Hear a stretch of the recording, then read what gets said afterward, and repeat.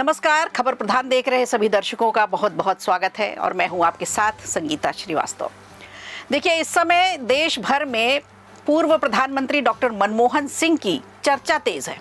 वजह है पूर्व मुख्य चुनाव आयुक्त वाईएस कुरैशी की वो बातें जो उन्होंने एक पॉडकास्ट में शेयर की। उनकी एक किताब आ रही है, उस किताब में उन्होंने लिखा।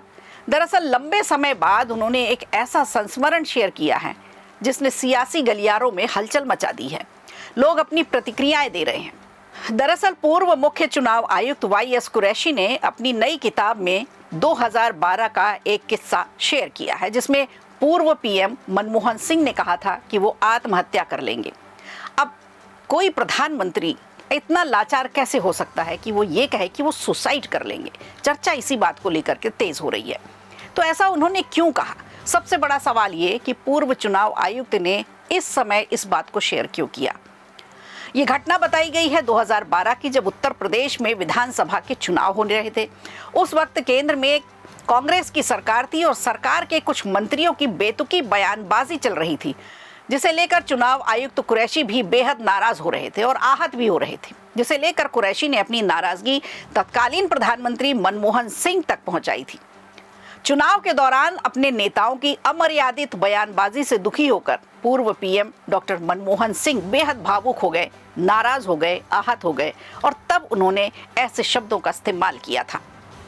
दरअसल 2012 में उत्तर प्रदेश विधानसभा चुनाव के समय तत्कालीन केंद्रीय कानून मंत्री सलमान खुर्शीद ने एक चुनावी रैली में घोषणा की थी कि अगर कांग्रेस सत्ता में आती है तो अल्पसंख्यकों का कोटा बढ़ा दिया जाएगा, यानी 4.5% से 9% तक कर दिया जाएगा। खुलेआम दी जा रही ऐसी बातों से चुनाव आयोग नाराज हुआ। कुरैशी ने अपनी किताब में आगे लिखा है कि भारतीय जनता पार्टी ने इसे आदर्श आचार संहिता का उल्लंघन बताया और नाराजगी जताते हुए तुरंत चुनाव आयोग में शिकायत की थी कि चुनाव प्रक्रिया शुरू होने और आचार संहिता लागू होने के बाद किसी नई योजना की घोषणा नहीं की जा सकती। ये आचार संहिता का सीधा सीधा उल्लंघन है। कुरैशी ने लिखा कि हमने 4 दिन तक सुनवाई की इस मामले में और कांग्रेस की ओर से अभिषेक मनु सिंघवी और भाजपा की ओर से अरुण जेटली ने अपना पक्ष रखा था। 2 प्रखर कानूनी विद्वान इस पेचीदा सवाल पर तर्कों की धार आजमा रहे थे और आखिर चुनावी वादे और मतदाताओं को लालच देने के बीच लकीर कहां खींची जाए, इस पर बहस हो रही थी। आखिरकार निर्वाचन आयोग ने खुर्शीद की निंदा की, गलत बताया और कार्रवाई से नाराज होकर कुछ कांग्रेस मंत्रियों और नेताओं ने चुनाव आयोग को ही कटघरे में ले लिया और व्यक्तिगत रूप से उन पर टिप्पणी करने लगे। वाईएस कुरैशी के खिलाफ अमर्यादित टिप्पणियां शुरू हो गई।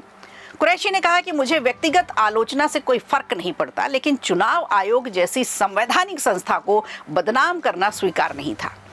इसी दौरान मेरी मुलाकात तत्कालीन प्रधानमंत्री के मीडिया सलाहकार हरीश खरे से हुई। मैंने उनसे साफ कहा कि कांग्रेस नेताओं का बर्ताव बर्दाश्त के बाहर हो रहा है। अगर मैंने मीडिया के सामने आकर असलियत बता दी तो आपकी सरकार को छिपने के लिए जगह भी नहीं मिलेगी। इतना कड़ा रुख अपनाया कुरैशी ने। कुरैशी ने हरीश खरे से यह भी कहा कि यह संदेश प्रधानमंत्री तक पहुंचना चाहिए ताकि वो अपने मंत्रियों पर लगाम लगा सके और सख्त कार्रवाई कर सके। अब अपनी किताब में पूर्व सीईसी कुरैशी ने आगे बताया है कि अगले ही दिन मुझे प्रधानमंत्री डॉक्टर मनमोहन सिंह का फोन आया। उन्होंने कहा कि कुरैशी जी, मैं आपसे तुरंत मिलना चाहता हूं। जब मैं उनसे मिलने पहुंचा तब मनमोहन सिंह दरवाजे पर इंतजार कर रहे थे। वो मुझे अंदर ले गए और अभी हम दोनों ठीक से बैठे भी नहीं थे कि सिंह ने बेहद व्यथित स्वर में कहा, हरीश ने मुझे बताया कि आपने क्या कहा। अगर आप ऐसा सोचते हैं तो मैं आत्महत्या कर लूंगा। पूर्व पीएम मनमोहन सिंह की बात सुनकर कुरैशी स्तब्ध रह गए। उन्होंने कभी सोचा नहीं था कि देश के प्रधानमंत्री इस तरह के शब्द बोल सकते हैं।